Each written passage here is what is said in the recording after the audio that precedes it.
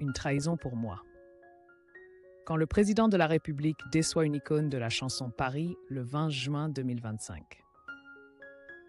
Lors d'une émission spéciale diffusée sur Bonus Track sur RTL, le chanteur légendaire Renaud s'est confié à son vieil ami Éric Jean-Jean à l'occasion de la sortie de son nouvel album Live à la Cigale. Bien au-delà de la musique, Renaud a évoqué avec émotion sa jeunesse militante, ses combats politiques passionnés et l'amertume d'avoir cru en un président avant de se sentir trahi. Auteur de titres intemporels comme Mistral gagnant, Renaud n'a jamais caché ses convictions politiques ni son esprit frondeur.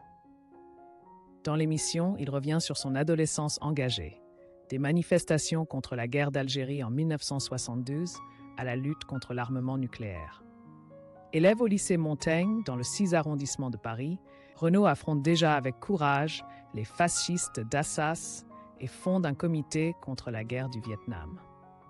Quand mai 68 est arrivé, tu étais prêt, souligne Éric Jean-Jean, rappelant les liens étroits de l'artiste avec le mouvement anarchiste. C'était une fête sans carte ni drapeau, sauf le drapeau noir que je trouvais magnifique. J'ai toujours été anarchiste, confie Renaud, tout en affirmant avoir longtemps été un électeur fidèle du Parti socialiste, jusqu'à ce que sa foi soit mise à rude épreuve.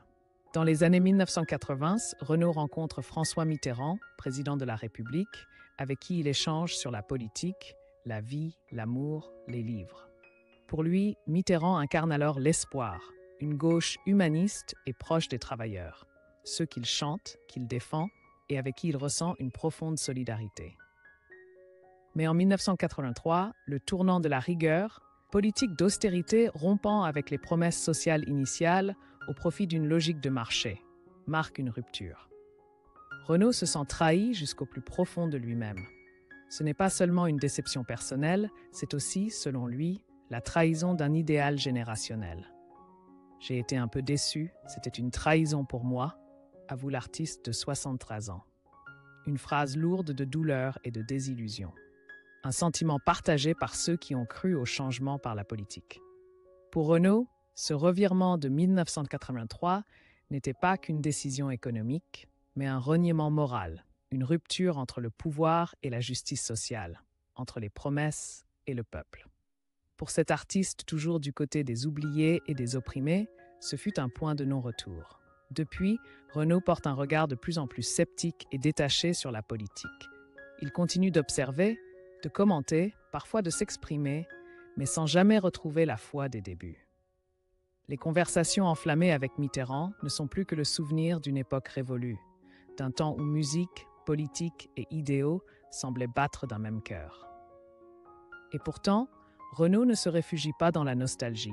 Il affirme toujours haut et fort ses opinions sur le monde d'aujourd'hui.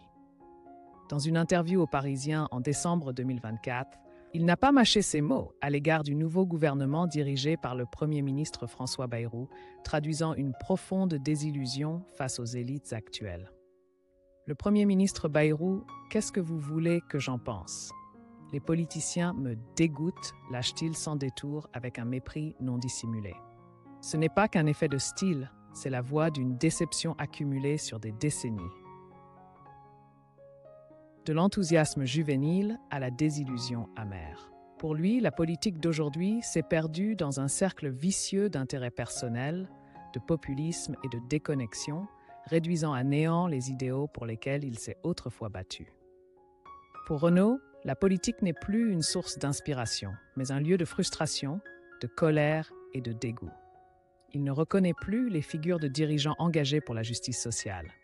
À leur place, il ne voit qu'une génération d'hommes politiques qui, selon lui, parlent beaucoup, agissent peu et ne pensent qu'à protéger leur siège de pouvoir. Sa voix porte l'amertume d'un artiste autrefois intimement lié à la vie sociale et politique, qui croyait qu'un chant pouvait toucher le cœur des puissants, mais qui aujourd'hui préfère se taire devant ce qu'il considère comme une farce politique. Ce n'est pas la première fois que Renaud exprime sa désillusion, mais sans doute jamais celle-ci n'a été aussi profonde, aussi absolue. En avril 2024, il confiait « La classe politique me désespère. Je n'ai même plus envie de la critiquer. » Une déclaration qui sonne comme un abandon. le signe qu'il s'est totalement retiré d'une scène où il avait jadis mis toute sa passion. Désormais, Renaud écrit des chansons humanistes comme un moyen discret mais fidèle de continuer à lutter, sans étendard, sans illusion, en dehors de tout système politique. De l'élève rebelle à l'artiste désenchanté, Renaud incarne le parcours poignant d'un homme animé par le désir de changer le monde, mais profondément blessé par ses propres espoirs politiques. Il a cru, autrefois, que les manifestations, les bulletins de vote et même les dialogues sincères avec les dirigeants pouvaient changer quelque chose. Mais peu à peu, ses convictions ont été érodées par le cynisme, les retournements de veste et l'écart grandissant entre le pouvoir et le peuple. Et pourtant, Renaud chante encore, non pas pour la politique, mais pour les êtres humains. Il donne voix à ceux que l'on ne voit pas, les ouvriers, les immigrés, les enfants oubliés, les sans-abri dans les rues de Paris.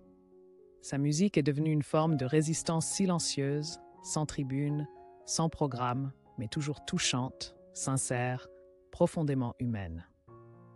Loin des projecteurs politiques, Renaud n'a jamais éteint la flamme humaniste en lui. Son cœur bat toujours pour chaque injustice, mais au lieu de combattre à travers les partis, il a choisi de parler par la chanson.